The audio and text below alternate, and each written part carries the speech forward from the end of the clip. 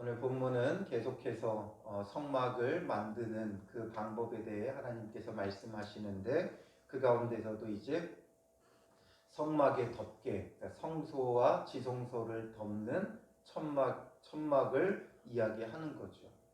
내용은 복잡해요. 그런데 결론은 뭐예요? 네 가지의 덮개로 덮었다라는 거예요. 첫 번째는 세마포 덮개로 덮고, 그 다음에는 염소 털 휘장으로 덮고, 그 다음은 붉은 순양 가죽으로, 그 다음은 해달 가죽으로, 네 가지로 해서 이것을 이제 쭉 차례대로 덮게 되어집니다.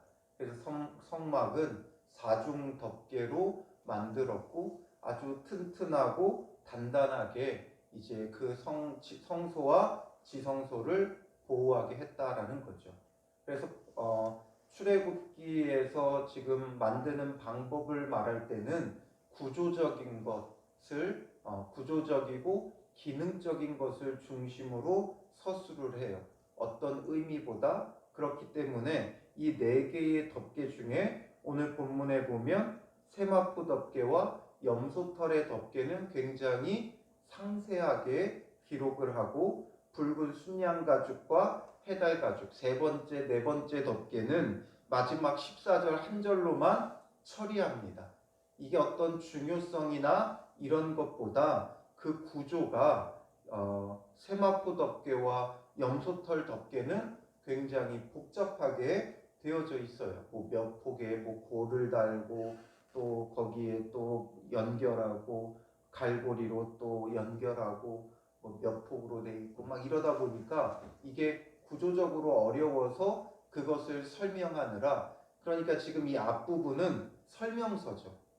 그 다음에 이제 뒷부분은 실제적으로 만드는 것이고, 그러니까 설명서기 때문에 그 구조에 대한 설명을 하다 보니까 순양 가죽 덮개와 해달 가죽 덮개가 중요하지 않아서가 아니라, 설명하기 위해서 이 가죽은 그냥 가죽으로 펴서 그냥 크게 만들어 덮기만 하면 되어져요.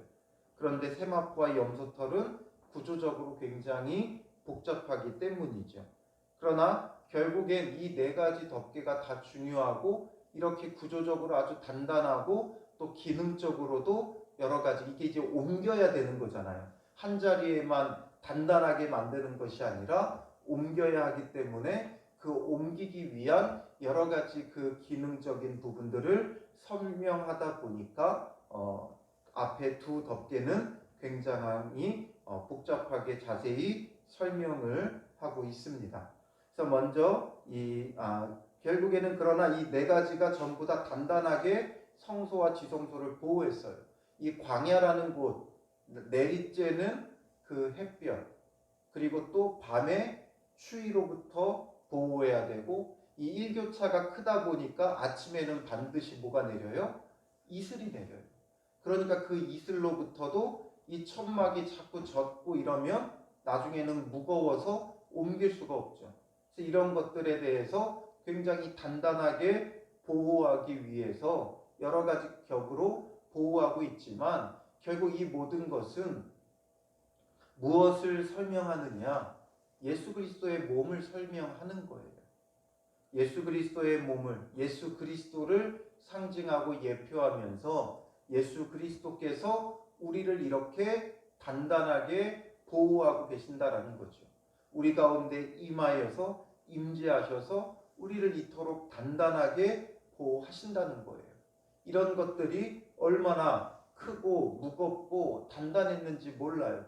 그러니 이 성막을 옮겨서 새로 설치할 때마다 레위인들의 마음에는, 또 그것을 바라보는 백성들의 마음에는 어떤 마음이었겠어요? 와, 정말 이토록 단단할 수 있을까? 어떻게 이렇게 무겁고 힘들까?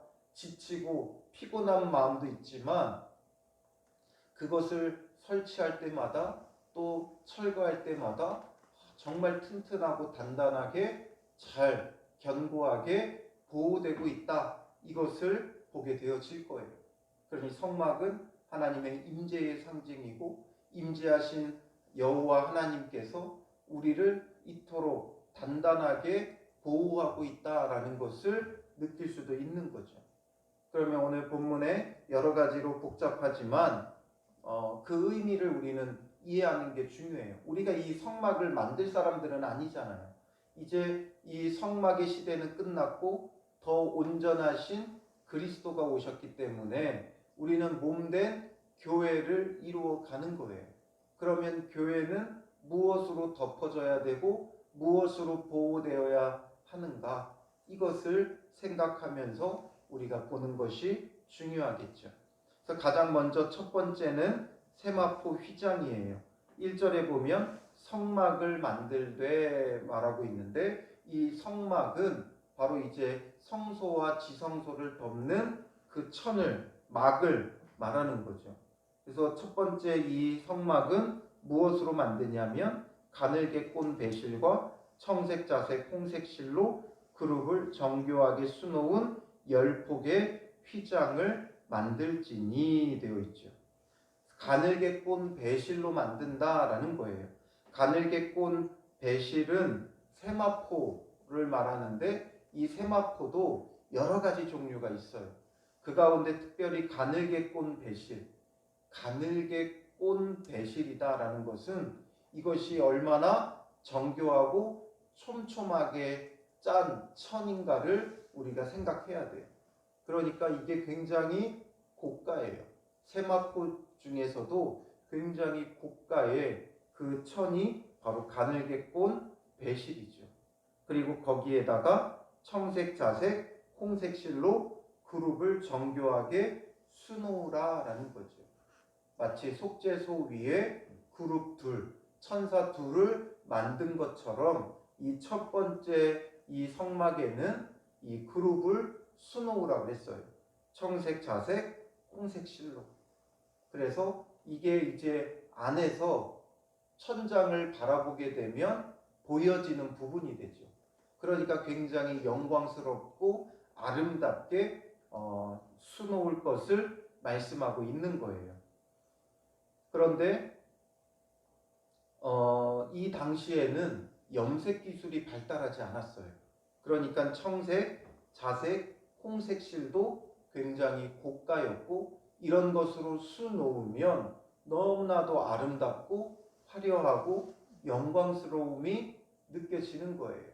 물론 지금의 여러 가지 기술들로 더 아름답고 화려한 것들이 많지만 이 시대에 가늘게 꼰 그 배실로 휘장을 만들고 거기에 청색, 홍색, 자색 실로 수놓은 것은 너무나 아름답고 또 어떻게 보면 그 시대 사람들에게는 황홀하기도 하고 영광스럽기도 한 그런 모습을 그 가운데 새겨 놓았다라는 거죠.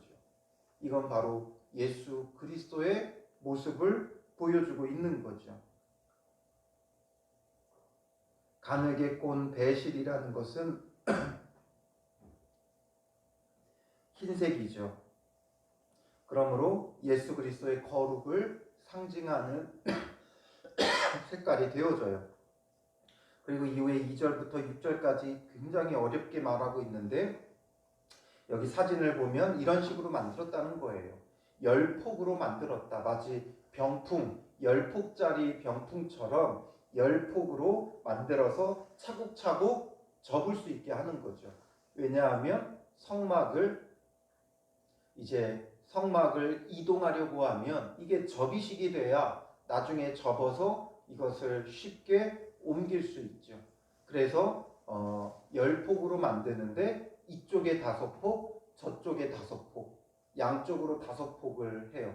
그 다음에 이렇게 다 접은 다음에 마지막 반을 접을 수 있도록 그걸 이제 연결하는데 고를 이을 폭을 막 여러 가지로 말하고 있지만 연결할 고리를 달았다는 거예요. 양쪽에 50개씩 중간에 5폭 5폭 해서 쭉 50개를 만들고 그 다음에 그 50개를 마주보게 한 다음에 갈고리로 그 각 고리를 연결해서 만들어라. 그 얘기예요.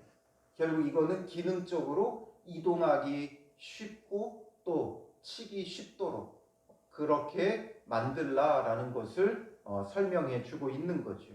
이것이 왜 또 온통 예수 그리스도를 설명하고 있는 것인가? 바로 예수 그리스도의 그 거룩함을 우리에게 보여주고 있는 거죠. 흰색, 우리가 깨끗함, 아무 죄 없는 무죄하신 예수 그리스도가 흰색, 자색, 청색, 자색, 홍색 실로 수놓듯이 너무나 영광스럽게 그 천사들의 호의와 그 보위를 받고 계심을 우리에게 보여주고 있는 것이죠. 이 각 색깔마다도 예수 그리스도를 상징해요. 청색은 예수 그리스도의 신성을 상징하죠. 그래서 요한복음이라는 복음서를 보면 바로 이 예수 그리스도의 신성을 보여줘요. 예수 그리스도의 그 신적인 성품을 집중해서 보여주죠. 그리고 출애굽기 24장 10절에 보면 이스라엘 하나님을 보니 그 발 아래에는 청옥을 편듯하고 하늘같이 청명하더라. 청색은 하늘의 색깔이죠. 또 청명하고 청옥같이. 그래서 예수 그리스도의 그 신성, 이스라엘의 하나님께서 그 시내산에 임재하셨을 때, 우리가 24장 10절을 보았을 때 이제 그들이 그곳에서 번제와 화목제를 드리고 하나님께서 그들과 함께 거하시며 그들에게 빽빽한 구름을 거두었을 때 보인 게 청옥 같은 하늘이었어요. 바로 예수 그리스도의 그 신성을 드러내는 색깔이죠. 그리고 자색은, 이 당시에 자색은 왕의 의복을 만드는데 썼어요. 그래서 예수님의 왕권을 상징하는 게 자색이죠. 그래서 마가복음 15장 17절에 보면 예수에게 자색 옷을 입히고 가시관을 엮어 씌우고 예수님께 자색 옷을 입혀요. 왜냐하면 유대인의 왕으로 십자가를 지시니까 이들이 예수님을 조롱하기 위해 왕의 색깔인 자색 옷을 입히죠. 바로 예수 그리스도는 십자가에 우리를 위해 죽으시는 왕이죠. 그러므로 예수님의 그 왕권을 상징하는 게 자색이고, 특별히 복음서 중에 마태복음을 보면 바로 예수님의 그 왕권에 대한 부분들을 우리에게 보여주고 있는 거예요. 그리고 마지막 홍색은 예수님의 고난을 상징하죠. 붉은색, 십자가의 그 보혈을 보여주고 있는 거예요. 그래서 마가복음이 주로 이런 모습을 보여주고 있죠. 베드로전서 1장 18절에 보면 너희가 알거니와 너희 조상이 물려준 헛된 행실에서 대속함을 받은 것은 은이나 금같이 없어질 것으로 된 것이 아니요 라고 말하고 있죠. 이런 것으로 된 것이 아니라 무엇으로 된 거예요? 베드로전서 1장 19절에 보면 오직 흠없고 점없는 어린 양 같은 그리스도의 보배로운 피로 된 것이니라. 그리스도의 보배로운 그 피, 그게 바로 홍색, 붉은색이 보여주는 거죠. 가늘게 꼰 배실, 그 흰색을 통해 예수님의 거룩을 보여주고, 이것은 누가복음이 보여주는 예수님의 모습이에요. 청색은 예수님의 신성을, 이건 요한복음이 보여주는 것이고, 자색은 예수님의 왕권을 상징하고 마태복음이 보여주죠. 그리고 홍색은 예수님의 고난을 상징하고 마가복음이 보여주는 거예요. 마태, 마가, 누가, 요한복음이 왜 필요한 것인가? 다 물론 예수님의 거룩을, 신성을, 왕권을, 고난을 다 보여주지만 거기에 특별히 초점을 맞춘 부분이 있고 서로를 보완하며 온전한 예수 그리스도를 보여주는 것이죠. 그래서 성막의 첫 번째 이 휘장은 가늘게 꼰 배실로 만들고 청색, 자색, 홍색으로 이 그룹 둘을 거기에다가 수놓아서 아름답고 영광스러운 예수님의 그 거룩을 우리에게 보여주고 있다라는 것을 우리가 기억해야 한다는 거죠. 그리고 두 번째 이제 덮는 막은 뭐예요? 염소털, 흰 염소털로 만들라고 기록하고 있죠. 7절에 보면 그 성막을 덮는 막, 곧 휘장을 염소털로 만들되 11폭을 만들지며 이렇게 되어 있죠. 그 앞에 그 세마포와 다른 건 10폭이었는데 이제 몇 폭으로 늘어요? 11폭으로 늘게 되어지는 거예요. 그거 외에는 거의 다 대부분 동일해요.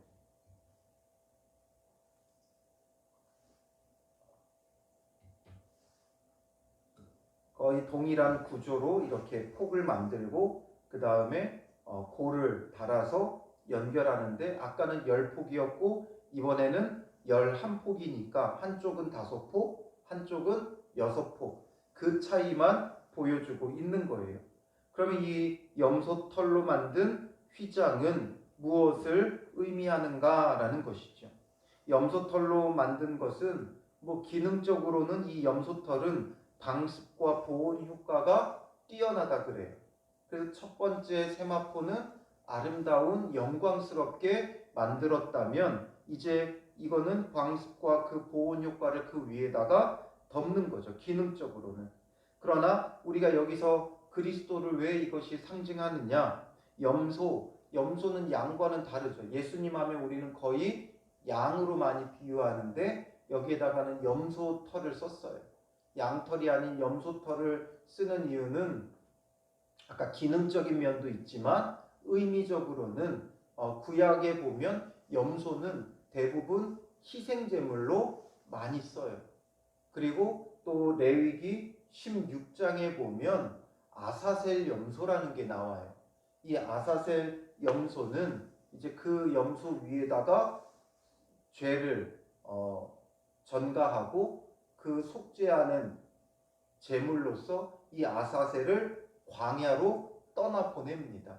그래서 속죄를 위한 희생 제물이 되게 하는 것이고 번제단에 불태워드리는 제사와 다르게 이것은 광야의 고난 가운데 내보내는 거예요. 그러니 그리스도의 그 고난과 그 희생을 상징하는 것이 바로 이 두 번째 휘장인 염소털 막을 이야기를 하는 거죠. 그래서 첫 번째 거와 두 번째 거는 휘장이라는 표현을 씁니다. 천으로 만들었기 때문에 커튼의 의미가 강한 거죠. 휘장. 그래서 휘장이라는 것을 쓰고 그 다음에 이제 세 번째, 네 번째는 덮개라는 말을 써요. 세 번째, 네 번째는 가죽으로 만들어서 그래서 가죽이기 때문에 덮개라고 표현을 하고 이건 말 그대로 진짜 덮는 역할을 하는 거예요. 그리고 이제 여러 비와 바람과 추위와 내리쬐는 햇볕으로부터 보호하게 하기 위한 거죠. 그래서 세 번째는 뭐예요? 14절에 보면 붉은 물들인 순양의 가죽으로 막의 덮개를 만들고 이렇게 되어져 있죠. 붉은 순양의 가죽. 양은 바로 예수 그리스도를 상징하는 예표하는 동물이죠. 하나님의 어린 양으로 우리의 죄를 지고 가는 예수 그리스도를 우리에게 보여주고 있는 거예요. 이사야 53장 5절에 보면 그가 찔림은 우리의 허물 때문이요 그가 상함은 우리의 죄악 때문이라. 그가 징계를 받음으로 우리가 평화를 누리고 그가 채찍에 맞음으로 우리는 나음을 받았도다. 우리의 죄를 지고 가는 하나님의 어린 양으로 고난당하여 주신 예수 그리스도죠. 그러므로 그 예수 그리스도를 통해서 우리는 참된 구원을 얻는 거예요. 그 붉은색은 그리스도의 보혈로 붉은 순양의 가죽이에요. 불딱 바로 주의 보혈과 우리를 위한 어린 양이 되어주신 예수 그리스도를 보여주는 거죠. 그리고 마지막은 해달의 가죽이라고 말하고 있어요. 해달의 가죽으로 그 윗덮개를 만들지니. 해달이라고도 번역했지만 이게 정확히 어떤 동물의 가죽인지는 알 수 없어요. 그래서 이 지금 동물이 해달일 수도 있고 또 어떤 번역에는 돌고래 가죽이라고 번역한 것도 있고요. 그리고 이게 돌고래나 상어나 물소나 해달의 가죽. 그러니까 수중 생물의 가죽으로 했어요. 그래서 이건 철저히 어떤 기능이 필요한 거예요? 방수 기능이 있는 거죠. 아까 말씀드렸듯이 일교차로 인해 아침마다 내리는 촉촉히 젖는 그 이슬로부터 이 모든 것을 보호하기 위한 거예요. 그러다 보니까 이 가죽은 마지막 덮개는 굉장히 우중충하고 칙칙한 검정색이었죠. 그러니까 이것이 무엇을 우리에게 보여줍니까? 아무 볼품 없었던 예수 그리스도의 겉모습을 보여주는 거예요. 맨 마지막 겉덮개잖아요. 예수 그리스도의 겉모양은 아름답지도 화려하지도 않았어요. 이사야 53장 2절과 3절에 보면 그는 주 앞에서 자라나기를 연한 순 같고 마른 땅에서 나온 뿌리 같아서 고운 모양도 없고 풍채도 없은즉 우리가 보기에 흠모할 만한 아름다운 것이 없도다. 그는 멸시를 받아 사람들에게 버림받으며 간고를 많이 겪으며 질고를 아는 자라. 마치 사람들이 그에게서 얼굴을 가리는 것 같이 멸시를 당하였도다. 우리도 그를 귀히 여기지 아니하였도다 말하죠. 아무 흠모할 만한 모양이 없었다라는 것. 바로 이 성막이라는 것. 우리가 성막하니까 굉장히 아름답고 화려하고 이럴 것 같지만 그렇지 않았다는 거예요. 굉장히 크고 웅장할 것 같지만 실제적으로도 그렇게 크지 않아요. 텐트이기 때문에 크게 만들 수도 없어요. 그래서 별로 흠모할 만한 모양은 아무것도 없었다라는 거죠. 이게 바로 그리스도예요. 겉에서 보기에는 아름답지 않아요. 그러나 그 안에 세마포는 청색, 자색, 홍색 실로 아름답게 수놓은 영광스러움이 있는 거죠. 그게 바로 예수 그리스도예요. 그분이 우리를 위하여 희생하시고 고난당하시고 죽으시며 우리를 위한 희생의 제물, 화목제물이 되어주셨다라는 거죠. 이것이 바로 성막의 덮개가 가지고 있는 의미예요. 그것 자체를 뭐 특별하게 신성하게 여길 필요는 없지만 우리가 그런 걸 만들 필요는 없지만 그런 의미가 담겨져서 만들어졌다라는 거죠. 그래서 철저히 기능적으로 만들어졌어요. 철저히 텐트로 만들어진 거예요. 그러나 그 안에는 이런 의미를 또한 담고 있다라는 거죠. 그래서 온전히 예수 그리스도의 몸을 우리에게 보여주는 게 이 성막의 덮개들이었다라는 거죠. 그러므로 우리도 이 모습을 본받아야 돼요. 겉모양이 화려할 필요는 없어요. 그러나 우리는 겉모양을 화려하게 하는데 너무나 많은 치중을 하죠. 겉모양은 예수님처럼 흠모할 만한 아무 모양도 없어도 돼요. 그냥 그저 단정하면 돼요. 깔끔하면 돼요. 남들처럼 주렁주렁 뭘 장식하고 이럴 필요가 없어요. 아무런 장식이 없죠. 해달가죽, 칙칙한 우중충한 색깔의 겉덮개면 끝이에요. 그냥 기능적으로만 다 하면 되는 거예요. 그러나 그 내면에는 우리 안에는 흰 세마포, 가늘게 꼰 그 배실의 청색, 자색, 홍색으로 아름답고 영광스럽고 거룩함을 지니고 있어야 되는 거지. 그분이 바로 예수님이었어요.